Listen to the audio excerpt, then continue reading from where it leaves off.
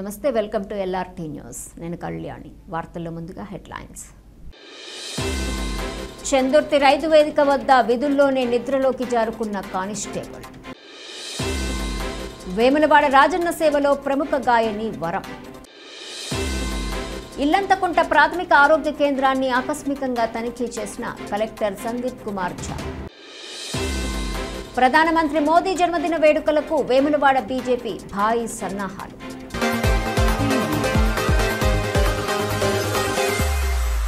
మద్యం సేవించి వాహనాలను నడిపితే కఠిన చర్యలు తప్పవని పోలీసులు హెచ్చరించారు. మద్యం తాగి వాహనాలు నడపొద్దని వేములవాడ పట్టణ ట్రాఫిక్ ఎస్ఐ సముద్రాల రాజు స్పష్టం చేశారు. వేములవాడ పట్టణంలోని ప్రధాన కూడళ్లలో ట్రాఫిక్ పోలీసులతో కలిసి డ్రంక్ అండ్ డ్రైవ్ తనిఖీలు చేపట్టారు. ఈ సందర్భంగా డ్రంక్ అండ్ డ్రైవ్ తనిఖీల్లో భాగంగా పలు వాహనాలను నిలిపి తనిఖీ చేశారు. డ్రంక్ అండ్ డ్రైవ్లో పట్టుబడిన 10 మందిపై చలాన్లు విధించారు. ఈ సందర్భంగా ఎస్ఐ రాజు మాట్లాడుతూ ప్రజలు సురక్షిత ప్రయాణాన్ని ఆశ్రయించాలని, అనవసరంగా మద్యం తాగి వాహనాలు నడిపి ప్రమాదాలకు గురి కావద్దన్నారు. డ్రంక్ అండ్ డ్రైవ్లో పట్టుబడితే అనవసరంగా కోర్టులు, పోలీస్ స్టేషన్ల చుట్టూ తిరగాల్సి వస్తుందని, వాహనాలు కూడా సీజ్ అవుతాయని పేర్కొన్నారు. కొన్ని సందర్భాల్లో శిక్ష మరియు జరిమానా కూడా విధించాల్సి వస్తుందని హెచ్చరించారు. అంతేకాకుండా ట్రాఫిక్ నిబంధనలను తూచా తప్పకుండా పాటించాలన్నారు. పట్టణంలో ప్రతిరోజు డ్రంక్ అండ్ డ్రైవ్ కార్యక్రమాలు నిర్వహిస్తామని తెలిపారు. చనిపోవడం జరుగుతుంది. ఎందుకంటే ఇందులో చాలా వరకు మద్యం తాగడం వల్ల కానీ, లేదంటే చిన్నపిల్లలు మైనర్లు ఎవరైతే 18 సంవత్సరాలు తక్కువ ఉన్నారో వాళ్ళు నడపడం వల్ల, వాళ్ళకి డ్రైవింగ్ మీద అవగాహన లేకపోవడం వల్ల వాళ్ళు బండ్లు నడిపి రోడ్డు యొక్క సూచనలు, రోడ్డు యొక్క ట్రాఫిక్ రూల్స్ పాటించకపోవడం వలన ఇలాంటి యాక్సిడెంట్ జరుగుతున్నాయి. దీనికోసం వేములవాడ పట్టణంలో ప్రతిరోజు మైనర్ డ్రైవింగ్ పైన మరియు డ్రంక్ అండ్ డ్రైవ్ రోజు చేస్తున్నాము.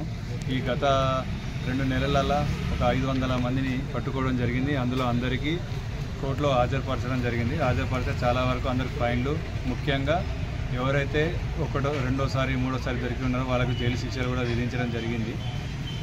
సో మేము వేములవాడ ప్రజలకు విజ్ఞప్తి ఏంటంటే, వాహనాలు మాత్రం ఎప్పుడైతే తాగి నడపవద్దని, మరియు చిన్నపిల్లలకు ఇవ్వవద్దని, ట్రిపుల్ రైడింగ్ చేయవద్దని, రాంగ్ సైడ్లో డ్రైవింగ్ చేయవద్దని కోరుతున్నాము. ముఖ్యంగా మన వేములవాడ పట్టణంలో కెమెరాలు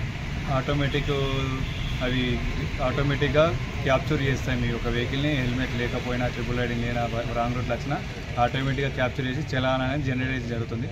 రోజు కూడా మన వేములవాడ పట్టణం జరుగుతుంది. సో అందరికీ ముఖ్య విజ్ఞప్తి ఏంటంటే హెల్మెట్ ధరించి మరియు ట్రాఫిక్ రూల్స్ పాటించాలని కోరుచున్నాను. మామిడిపల్లి గ్రామంలో యూరియా కోసం రైతులు నిరసన వ్యక్తం చేశారు. ఈ సందర్భంగా రైతులు మాట్లాడుతూ తమ గ్రామంలో సుమారు 600 మంది రైతులు ఉన్నారని, ప్రతి ఏడాది సొసైటీకి కనీసం 100 టన్నుల యూరియా అవసరం ఉంటుందని, అయితే ప్రభుత్వం ఇప్పటివరకు పొలాలకు 1 బస్తా యూరియా కూడా పంపిణీ చేయలేదని మండిపడ్డారు. రైతులు జిల్లా వ్యవసాయ అధికారులను సంప్రదించినప్పటికీ ఎలాంటి పరిష్కారం దొరకలేదని, కోండ్రాపేట మండల వ్యవసాయ అధికారుల వద్దకు వెళ్లినా ప్రయోజనం లేకుండా పోయిందని ఆవేదన వ్యక్తం చేశారు. యూరియా సరఫరా వెంటనే ప్రారంభించాలని కోరుతూ ప్రధాన రహదారిపై నిరసన చేపట్టారు. సిరిసిల్ల జిల్లా కోనరావుపేట మండలం మామిడిపల్లి గ్రామంలో ఈరోజు Mangalapalli farmer producer company limited మాది. సుమారు 600 మంది రైతులున్న సొసైటీ ఇది. మాకు ప్రతి ఏటా 100 టన్నుల యూరియా అవసరం ఉంటుంది. కానీ ఇప్పటి వరకు మాకు ఒక్క లోడు కూడా యూరియా ప్రభుత్వం కేటాయించలేదు. ప్రభుత్వం నుంచి మాకు ఎలాంటి యూరియా రాలేదు. మా రైతులు ప్రైవేట్గా నానా లింకులతో యూరియా బస్తాలు కొనాల్సిన దుస్థితి ఏర్పడ్డది. ఇప్పటి వరకు సరైన యూరియా మేము పొలాలకు కానీ పత్తికి కానీ అందించక, పొలాలు పత్తి ఎదుగుదల ఆగిపోయి అది తీవ్రంగా దిగుబడి మీద ప్రభావం చూపించే అవకాశం ఉంది. మేము మార్కెట్ వారిని కలిసాం, అగ్రికల్చర్ ఆఫీసర్లను అడిగాం, డిఏఓ గారిని అడిగితే ఏఓ గారిని అడగమంటున్నారు. ఏఓ గారేమో డిఏఓ గారి దగ్గర ఉందంటున్నారు. మార్కెట్ వారు డిఎం గారేమో ఆయన ఒక రకంగా మాట్లాడుతున్నారు. మొత్తం అగ్రికల్చర్ ఆఫీసర్ అన్ని చుట్టూ మేము తిరగడం జరిగినది. అలాగే మేము డబ్బులు కూడా పే చేసినాం. డబ్బులు చేయలేదని కాదు, మీకు ఇగో వస్తుంది అదిగో వస్తుంది అంటున్నారు. కానీ ఇప్పటి వరకు మాకు యూరియా రాలేదు. ఇప్పటికైనా అధికారులు కానీ ప్రభుత్వం కానీ స్పందించి మాకు తక్షణం ఒక 50 టన్నుల యూరియా ఇప్పుడు ఖచ్చితంగా అవసరం ఉన్నది. దాన్ని సరఫరా చేయాలని మేము డిమాండ్ చేస్తున్నాం. ప్రధాని మోదీ పుట్టినరోజు సందర్భంగా సేవాపక్షం ఏర్పాటు చేస్తున్నట్లు బీజేపీ నేతలు తెలిపారు. భారత ప్రధాని నరేంద్ర మోదీ పుట్టినరోజు సందర్భంగా బీజేపీ రాష్ట్ర విభాగం భారీగా వేడుకలు నిర్వహిస్తోంది. దీనిలో భాగంగా సెప్టెంబర్ 17వ తేదీ నుండి 15 రోజుల పాటు సేవాపక్షం ఏర్పాటు చేయనున్నట్లు పార్టీ రాష్ట్ర నాయకులు ప్రతాపరామకృష్ణ తెలిపారు. రాజన్న ఆలయంలో మోదీ పేరిట పూజలు, అన్నదాన కార్యక్రమాలు ఏర్పాటు చేస్తున్నామని, పెద్ద ఎత్తున కార్యకర్తలు, నేతలు హాజరై విజయవంతం చేయాలని పిలుపునిచ్చారు. కార్యక్రమాల్లో వేములవాడ పట్టణ బీజేపీ అధ్యక్షుడు రాపల్లి శ్రీధర్ కృష్ణ, హరిరాజు కుమార్, మనోజ్, వివేక్ రెడ్డి, రాజశేఖర్, శ్రీనివాస్, సాయి మనీష్ తదితరులు హాజరయ్యారు. మనం చూసినట్టయితే భారతదేశంలో గతంలో ఎన్నడూ లేని విధంగా సనాతన ధర్మం కోసం కానీ అభివృద్ధి పథంలో కానీ ఏ రకంగా పనిచేస్తున్నామో మనం చూస్తూ ఉన్నాం. మరి ఆయన పుట్టినరోజు సందర్భంగా మనందరం కూడా ఆయన బాగుండాలి, ఈ దేశం బాగుండాలని కూడా రేపు ప్రత్యేకంగా కూడా వ్యక్తిగతంగా కూడా మనందరం కూడా ప్రార్థనలు చేద్దాం. 15 రోజుల సేవాపక్షం కార్యక్రమాలలో కూడా అనేకమైన కార్యక్రమాలు కూడా కేంద్రీయ పార్టీ రాష్ట్ర పార్టీ ఇస్తూ ఉంది కనుక మనందరం కూడా ఆయన బాగుండాలని కోరుకుందాం. ఒక ప్రత్యేకమైన రోజు అది. మరి సెప్టెంబర్ 17 జరుగుతున్నదో తెలంగాణ విమోచన దినం కూడా మనకు, అంటే తెలంగాణ ప్రజలకు స్వాతంత్రం వచ్చిన రోజు. అది కాకుండా కూడా ఒక మహాపురుషుడు విశ్వకర్మ జయంతి, మరి 3 కూడా కలిసి వచ్చే ఆ 2 రోజులు, అవి 2 ఈయనకంటే ముందు వచ్చినాయి. మరి వారి పీరియడ్లో కూడా ఈ దేశం భారతదేశం నలుమూలాలు కూడా ప్రపంచ దేశంలో ఓ ప్రఖ్యాత దేశంగా నెంబర్ 1 స్థాయికి ఎదగాలని కోరుతూ వారికి కూడా ప్రత్యేక జన్మదిన శుభాకాంక్షలు తెలుసుకుంటూ దయచేసి రేపు అందరం కూడా పెద్ద ఎత్తున కూడా ఈ కార్యక్రమంలో పాల్గొందాం. ఆయన బాగుండాలని కూడా ప్రతి ఇళ్లలో కూడా దేవుని ప్రార్థిద్దాం. భారత్ మాతాకి జై. నవయువ కలియుగ శివాజీ అయినటువంటి మన హిందూ బాంధవుడు నరేంద్ర మోడీ గారి 75వ పుట్టినరోజు వేడుకలు సేవాపక్షం అనే కాన్సెప్ట్ తోటి రేపటి నుంచి 15 రోజుల పాటు ఘనంగా జరుపుకునేందుకు వేములవాడ పట్టణ శాఖ ఆధ్వర్యంలో రేపటి రోజున ఉదయం రాజన్న గుడిలో ప్రత్యేక పూజలు, అలాగే అన్నదాన కార్యక్రమాలు నిర్వహించడం జరుగుతుంది. కావున వేములవాడ పట్టణ ప్రజలందరూ కూడా మన దేశ ప్రధాని అయినటువంటి నరేంద్ర మోడీ గారి పుట్టినరోజు వేడుకల్లో ప్రతి ఇంట్లో కూడా సంబరంగా జరుపుకోవాలని కోరుకుంటున్నాం. ప్రజలకు వైద్యం అందించడంలో సిబ్బంది నిర్లక్ష్యం వహించవద్దని కలెక్టర్ పేర్కొన్నారు.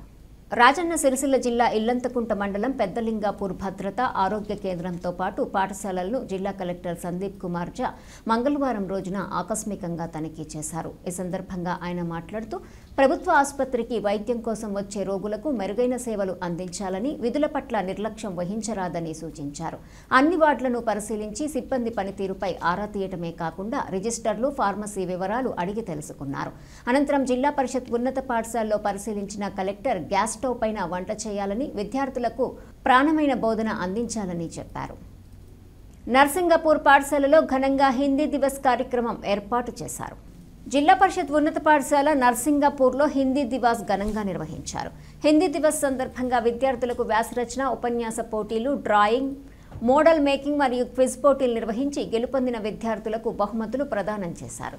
ఈ కార్యక్రమంలో ప్రధానోపాధ్యాయులు జితేందర్, హిందీ ఉపాధ్యాయులు శ్రీనివాస్, లక్ష్మణ్, పావని, మహేష్, బన్నాజీ, మందా శ్రీనివాస్, కార్తీక్, సాగర్, అశోక్ పాల్గొన్నారు. ఈ సందర్భంగా ప్రధానోపాధ్యాయులు మాట్లాడుతూ జాతీయ భాష హిందీ ప్రతి ఒక్కరికి కావాలని, ఎక్కడికైనా వెళ్లడానికి ఉపయోగపడుతుందని అన్నారు.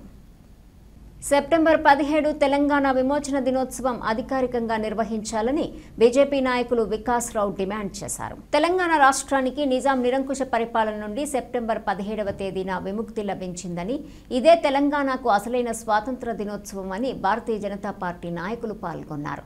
వేములవాడ పట్టణంలో విమోచన దినోత్సవం సందర్భంగా నిర్వహించిన కార్యక్రమానికి ఆయనతో పాటు రాష్ట్ర నాయకులు ప్రతాప రామకృష్ణ హాజరయ్యారు. తెలంగాణ ప్రజలు నిజాం నిరంకుశ పరిపాలన నుండి విముక్తి చెందిన రోజు అధికారికంగా వెంటనే జరపాలని డిమాండ్ చేశారు. భారతీయ జనతా పార్టీ అధికారంలోకి వచ్చిన వెంటనే రాష్ట్రంలో ఘనంగా నిర్వహిస్తామని తెలిపారు. కార్యక్రమంలో బీజేపీ నేతలు సిరికొండ శ్రీనివాస్, బండా మల్లేశం, అల్లాడి రమేష్, కుమ్మరి శంకర్, సత్తయ్య, అన్నపూర్ణ, సురేంద్రరావు, రాపల్లి శ్రీధర్, శేఖర్ తదితరులున్నారు. మనం ఇప్పుడు వేములవాడ టౌన్లో ఏదైనా స్కూల్కి వెళ్ళి పిల్లవాడిని భారతదేశానికి స్వాతంత్రం ఇప్పుడు వచ్చిందని అడిగితే కరెక్ట్ మరి 15th ఆగస్ట్ 1947 అని చెప్తాడు. కానీ తెలంగాణకు స్వాతంత్రం ఎప్పుడు వచ్చిందని అడిగితే మాత్రము చెప్పలేరు చాలామంది. మరి ఈ పరిస్థితి మంచిది కాదు. తెలంగాణ ఆత్మగౌరవానికి మన తెలంగాణకు స్వాతంత్రం ఎప్పుడు వచ్చిందని తెలియకపోవడం, ప్రజలందరూ తెలియకపోవడం ఇది చాలా మరి మంచి విషయం కాదు. నిజాం పరిపాలనలో తెలంగాణ ఎన్నో అకృత్యాలకు గురైంది. నిజాం నిరంకుశ పాలనలో ఆదివాసీలుగా సెంటర్లో మరి ఉక్కు మనిషి అమిత్ షా గారు హోమ్ మినిస్టర్ ఉన్నారు. వారు మరి అధికారికంగా జరపడానికి 2022 నుంచి మొదలైంది. 2 సార్లు వారు తెలంగాణకు వచ్చింది. మరి రేపు రాజ్నాథ్ సింగ్ గారు రాబోతున్నారు. సెప్టెంబర్ 17 అనేది చాలా ముఖ్యం, మన ఆత్మగౌరవం విషయం. కాబట్టి కాంగ్రెస్ ప్రభుత్వం అధికారికంగా తొందర రేపు సెప్టెంబర్ 17 చేయాలి అని నేను కోరుతూ ఆదేశిస్తాను. ధన్యవాదాలు. రేపు సెప్టెంబర్ 17తో పాటు మన ప్రియతమ ప్రధానమంత్రి నరేంద్ర మోడీ గారి పుట్టినరోజు. అదే మరి వారి పుట్టినరోజు పురస్కరించుకొని రేపు వేములవాడలో రక్తదాన శిబిరాలు అరేంజ్ చేస్తున్నాము. పెద్ద ఎత్తున కార్యకర్తలు ప్రజలు పాల్గొనాలని నేను కోరుతున్నాను. మరి రేపు సెప్టెంబర్ 17 సెలబ్రేషన్స్తో పాటు రక్తదాన శిబిరాలు కూడా నేను వేములవాడ టౌన్లో నిర్వహించుకుంటున్నాం. ఇది కాన్స్టిట్యున్సీ లెవెల్ ప్రోగ్రామ్.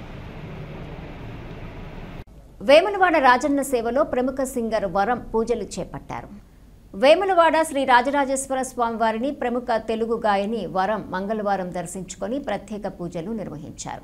స్వామివారి దర్శనానికి ముందుగా కోడె మొక్కులు చెల్లించుకున్నారు. అందరినీ చల్లగా చూడు స్వామి అంటూ వేడుకున్నట్లు తెలిపారు. అర్చకులు ఆశీర్వదించి తీర్థ ప్రసాదాలు అందజేశారు.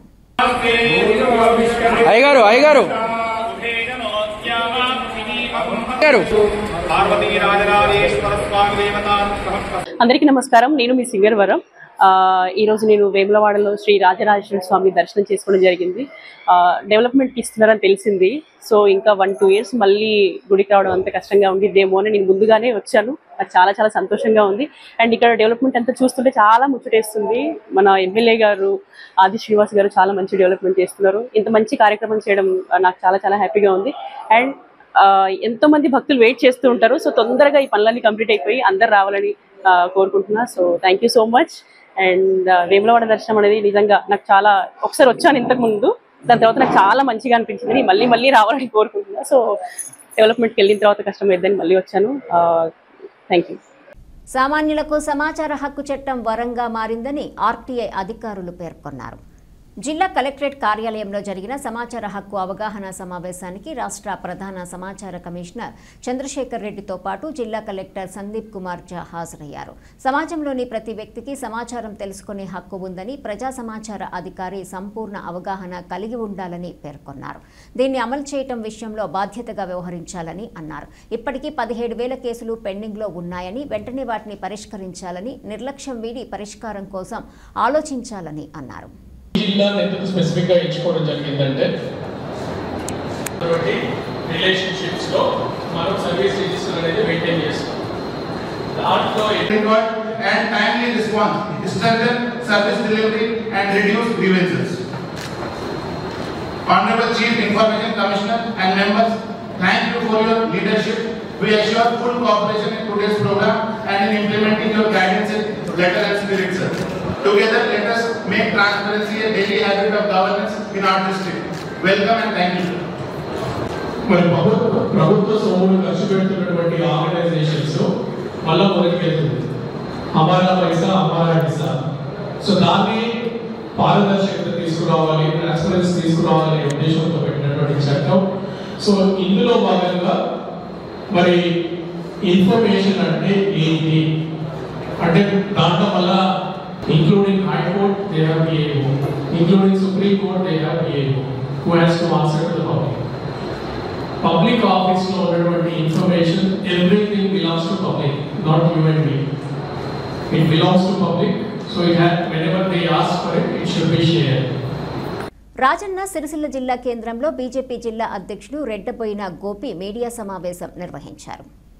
ఈ సందర్భంగా మాట్లాడుతూ నిజాం పాలనలో ప్రజలు ఎదుర్కొన్న అణచివేతను గుర్తు చేసుకుంటూ సెప్టెంబర్ 17న విమోచన దినోత్సవాన్ని అధికారికంగా జరపాలని రాష్ట్ర ప్రభుత్వాన్ని ఆయన డిమాండ్ చేశారు. దేశానికి స్వాతంత్రం 1947 ఆగస్టు 15న వచ్చినప్పటికీ నిజాం పాలనలో ఉన్న హైదరాబాద్ రాష్ట్రానికి మాత్రం 1948 సెప్టెంబర్ 17న ఆపరేషన్ పోలో ద్వారా విమోచనం లభించిందని గోపి గుర్తు చేశారు. ఆ కాలంలో ప్రజలు నిరంకుశ పాలనలో నలిగిపోయారని, వందే మాతరం పలికిన శిక్షలు విధించే పరిస్థితి నెలకొన్నదని ఆయన వివరించారు. ఈ బొడ్డులో ఉన్న నిజాం సంస్థానానికి మాత్రం 1948 సెప్టెంబర్ 17 వరకు స్వాతంత్రం రాలేదు. మరి ఇక్కడున్న ప్రజలందరూ నిజాం నిరంకుశ పాలనలో నలిగిపోతున్నారు. కాసిం రజ్వీ సేనల ద్వారా ఇబ్బంది పడుతున్నారు. వందే మాతరం అంటే అప్పుడు నేరమైంది. భారత్ మాతాకి జై అంటే శిక్షించే పరిస్థితి ఉండే. మరి ఆ రోజు ప్రతి ప్రాంతంలో ఎక్కడనైతే స్వాతంత్రం కోసం తిరుగుబాటు జరిగిందో ఆ ప్రాంతాలలో సామూహిక ఉరివేయడం, ఇప్పుడున్న రామచంద్రరావు గారి అధ్యక్షతన కూడా రానున్న రోజుల్లో సెప్టెంబర్ 17ను అధికారికంగా జరపాలని చెప్పి భారతీయ జనతా పార్టీ డిమాండ్ చేస్తుంది. కనుక తెలంగాణ ప్రాంత ప్రజలందరూ దీనికి గాను ఆలోచించి చైతన్యవంతులుగా ఉండి ప్రభుత్వంలో ఈ సెప్టెంబర్ 17 అధికారికంగా విమోచన దినంగా ప్రకటించేదాకా మన ఉద్యమం కొనసాగించాలని కోరుకుంటూ భారతీయ జనతా పార్టీ ఆధ్వర్యంలో ఎటువంటి పరిస్థితులైనా దీనికోసం మేము పోరాటం చేస్తామని పత్రికాముఖంగా తెలియజేస్తూ దీని కోసం ప్రజలందరూ భారతీయ జనతా పార్టీతో కలిసి ముందుకు రావాలని కోరుకుంటున్నాం. భారత్ మాతాకి జై. రాజన్న సిరిసిల్ల జిల్లా చందుర్తి మండల కేంద్రంలోని రైతు వేదిక వద్ద యూరియా బస్తాల పంపిణీ సందర్భంగా కానిస్టేబుల్ నిర్లక్ష్యం తీవ్ర విమర్శలకు గురైంది. రైతులకు యూరియా బస్తాలు అందజేసేందుకు అధికారులు రైతు వేదికలో మొత్తం 440 బస్తాలను దింపి పంపిణీ కార్యక్రమాన్ని ప్రారంభించారు. క్యూ లైన్లలో రైతులు బారులు తీరటంతో అల్లర్లు జరగకుండా చూడాలని కానిస్టేబుల్ కిషన్కు భద్రతా బాధ్యతలు అప్పగించారు. కొంతసేపు విధులు నిర్వహించిన అనంతరం ఆయన రైతు వేదికలో కుర్చీలోనే గాఢ నిద్రలోకి జారుకోవటం అక్కడి రైతులు ప్రజల్లో తీవ్ర ఆగ్రహానికి కారణమైంది.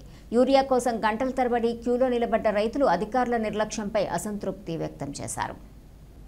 ఈ వార్తలు ఇంతటితో సమాప్తం. తిరిగి ప్రసారమయ్యే LRT న్యూస్లో మళ్ళీ కలుసుకుందాం. అంతవరకు సెలవు. నమస్కారం.